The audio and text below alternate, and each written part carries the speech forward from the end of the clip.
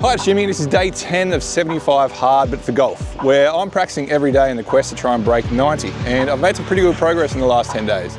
But today, just a quick session because it's before work and then we're recording the podcast for Josh Ribbett tonight.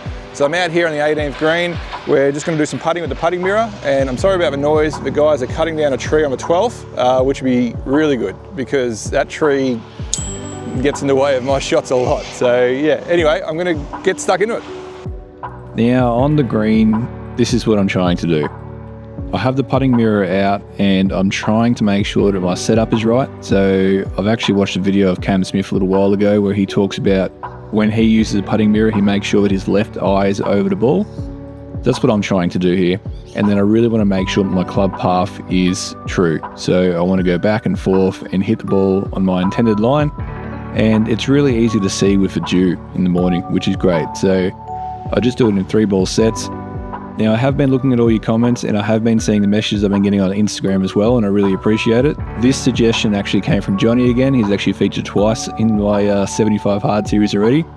He said I should be practicing with the same ball that I use, and I wasn't doing that at first with the bump and runs. So I decided to use the ball that I'm using currently on the green. So we've got 3 of the same balls. It's currently a Titleist AVX. I am normally using a TP5, but I got these balls for free, so I've decided to play a couple of rounds of them. And I haven't lost it yet, and it seems to be hitting the ball a little bit straighter than what I'm used to. So I'm going to keep running with them for now and see how we go. But what I'm really focusing on is just trying to make sure that I'm starting the intended line. And as you can see, with the dew in the morning, it really helps. Each set, I go a little bit further back on my backswing to see if I can get a bit further down the line. I just not really focused on trying to get in the hole. The hole's just there just to be there. The box on the left-hand side, I just want to try and get it past the box sometimes, so I use it as a bit of a yardstick. And it's just working really well so far. As you can see, that line, the thickness of the start line of a dew there is actually looking really good. So I'm really happy with the way that I'm hitting the ball at the moment, which is awesome. And I just want to thank everybody who's been tuning in so far. I know we're only 10 days, actually that wasn't too good. Anyway, I know we're only 10 days into 75. I have got a lot of new followers that have been coming along for the ride. I have had a few people message me saying that they're keen to see how I go because they're looking to do the same sort of thing.